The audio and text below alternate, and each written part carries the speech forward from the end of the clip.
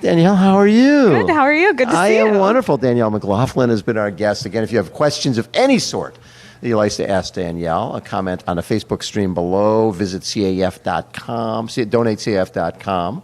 And today only, our longtime partner, Aspen Medical Products, matching every single dollar that's donated to CAF. We're very excited about that. Huge thank you to Aspen Medical. So, Danielle, 2004, 17 years old? Yes. Yes. And synovial sarcoma in my left leg. What did you just notice there was something wrong with your foot, or what were the signs? So I had been playing competitive soccer since I was in third grade. Yeah. And I could never really kick the soccer ball with my left foot. And it started to get progressively worse as I grew older. And were the coaches like, come on, use your left foot? Exactly. Yeah, and I had severe atrophy in my left calf. Yeah. And as I grew, it got worse and worse. The pain continued, and we saw multiple doctors. It was plantar fasciitis, needed soft orthotics, hard orthotics, ran a golf ball under my foot for 6 months thinking that would help. Oh, my God. And it just went undiagnosed for years. That is amazing that they didn't. And when they finally, how long before they finally diagnosed it? Over 10 years. 10 years? It took about 10 years to get a diagnosis. I mean, at one point I thought, maybe I'm crazy. Of course. Well, I've heard that from a lot of athletes because these are medical professionals. This is what they do. Right. Who are you to question them? Exactly. But you have to stick with what your gut is telling you. I knew something was wrong. And how did you find out? You know, my little sister was 2 at the time, and she threw herself out of her crib, and we ended up at Rady Children's Hospital. And the orthopedic doctor for her noticed my limping and my atrophy in my left calf. Really? Yes. And so and he decided that he wanted to try once more to get me a diagnosis. And thank goodness for him, because I wasn't crazy after all. I had cancer. Oh, my God. Now, if they had caught it years earlier, could they have saved the leg or not necessarily? You know, that's kind of one of those what-if questions that I've asked myself many times, but I think I'm at the right place. I think everything happened for a reason. And what was it like to try to get back into sport after you lose your leg? It was really difficult. And you were 17? I was 17. Yeah. And I had been told before I lost my leg that life would be better. I'd be able to run again. Right. It would be pain-free. And it took some time because I didn't know about CAF at first, even though I'm a local San Diegan. Yes. And I felt really lost. I was so envious of runners when I saw them on the street. And so I just started going back to the gym. I was wearing my walking prosthetic. I'd get on the elliptical.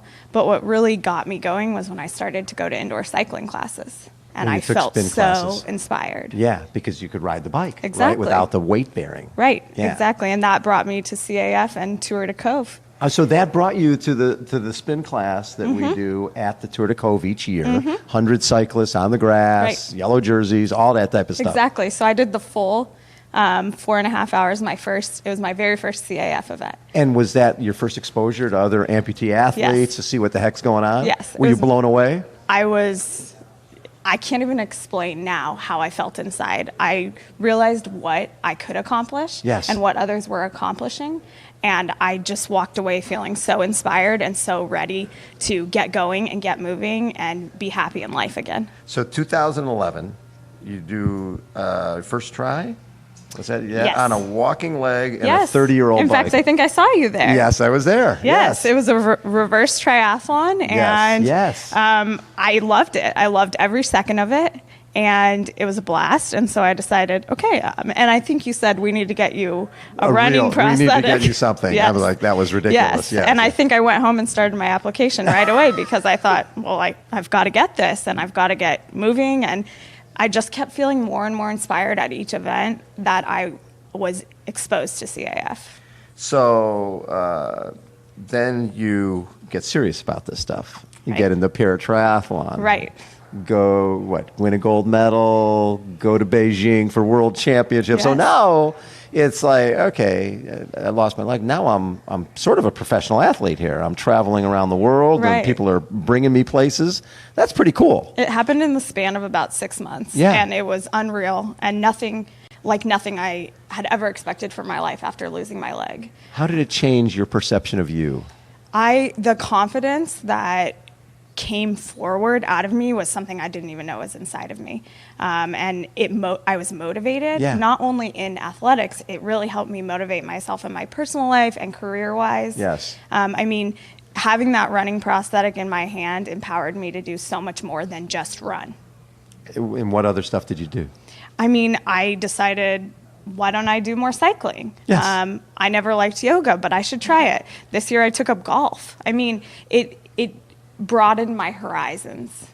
And we were just talking with James about sometimes the people who are closest to you really don't move on with their life because they're at a standstill until your life is okay, when you're the person. Did you see that in your family, that once you started having this success, it was almost like, okay, she's good, we can move on now? Yes, definitely. And I think that they joined me in these athletic adventures. My dad did the swim this year at SDTC. My fiance is running half marathons with me all the time. I mean, I'm trying to get everyone involved all the time. And now I think that they can do it with me and they feel okay. When you go to World Championships in Beijing, you know, from really, like you said, 6 months earlier, you're on a 30-year-old bike with a walking leg, and now you're at the World Championships. What were your feelings through that race? You know, it was kind of an out-of-body experience just because it had all happened so fast. Yeah. But there was so much gratitude for what CAF had done for me. I mean, I never would have gone to a paratriathlon camp or gotten a running leg or even felt like I could race in another country, let alone race without CAF and without people who believed in me. It wasn't just about the grant for me. It was that I had this entire team of people who believed in me, and it helped me believe in myself. How important is it for you to be that person for the next person who needs help? You know, I think about that often, because I wish I had been exposed to someone who had been in my place when I was laying in that hospital bed thinking, nobody's going to ask me to prom. How am I ever going to run again? Sure. And had I been exposed, this all might have been a little bit more accelerated. Right. So I hope that I can motivate someone else and show them that so many things are possible. Right. But so much of this is possible because of the grants, right? Exactly. Because of the dollars. Exactly. So if you're talking to the camera for people out there who are thinking of going to donatecaf.com, what do you tell them? I tell them that there are not enough words to say what these grants do for us. We talk about the running prosthetics and the travel grants, but it's a lot of what it does inside for us too, mentally, and really builds us back up to the people we want to be and we should be. So I think was this last year you did the $1 Million Challenge? I did it 2 years ago. 2 years ago. My 10-year anniversary from cancer. 620-mile ride down the coast of California. Yes. What was that experience like? Unreal and very difficult, but very fun. And you did 628 miles or something that year. Don't forget those 8. No, we won't forget those 8. You did 628 miles. Yes. But getting up each day and basically riding 100 miles every day, how hard was that?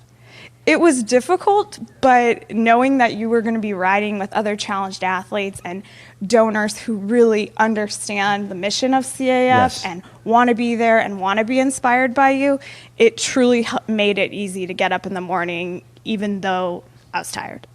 So what's next? So I'm doing Carlsbad Half Marathon in January, nice, and I'm going to do the Triple Crown series this year. The 3 half marathons, La Jolla Half, and America's Finest City. Yes, so 3 half marathons. I've only ever done 2 in 1 year, so I'm thinking 3 in 1 year. Why not? And probably another cycling challenge this year. How much has the equipment changed in the last number of years since you've, like you said, your 10th anniversary, his amputee was 2 years ago. Has the equipment changed for the better? Yes, definitely. I'm still using the same Osir Cheetah Foot, and I love it. Yes. But just, you can see differences in the equipment. Yes. Things move better with you. Lighter, faster, more graphite, all that stuff. Exactly. Love that. Yeah. Danielle, congrats on everything you're doing. Thank you for being such a great spokesperson for CAF. Oh, we have questions. Yes. Some tough questions for Danielle. One very important question is, will you be playing on our softball team next season? Yes, I will. That's from Jamie. Yes, definitely. That was fun. And she's holding out for a better offer. She's a slugger. I bet. Yeah. And then we have another question. The ISA, the International Surfing Association, is watching us, and good shout out. They just had their event a couple weeks ago. Wanted to know do you surf and want to start surfing? Actually, this is a great question. Yes. I do want to start surfing. I surfed before I lost my leg. I'm a San Diego girl. I just have not been back in the water to surf since then. So another challenge, another goal to set. I love that. We're going to be surfing very soon. Yes, I'd love it. All right, Danielle McLaughlin has been our guest again. Oh, you have something else. Oh my God! So far, Woo-hoo. we have raised because of you guys, $20,350. A round of That's applause from all our awesome. folks here. Wow, That is awesome. now is that? Wow. That's not even with our match. Oh, so that's over 40K right now. Let's really see if Aspen has very deep pockets, and let's see if we can raise a lot more. Aspen wants to match everything. Yes. Julia has one question. Yes. Julia says, Danielle, would you ever do MDC again? Oh, definitely. 100%. Yes. I just need to get the time off of work. There we go. There we go. Thanks, Bob. Thank you so much, Danielle. You were the best. I appreciate it.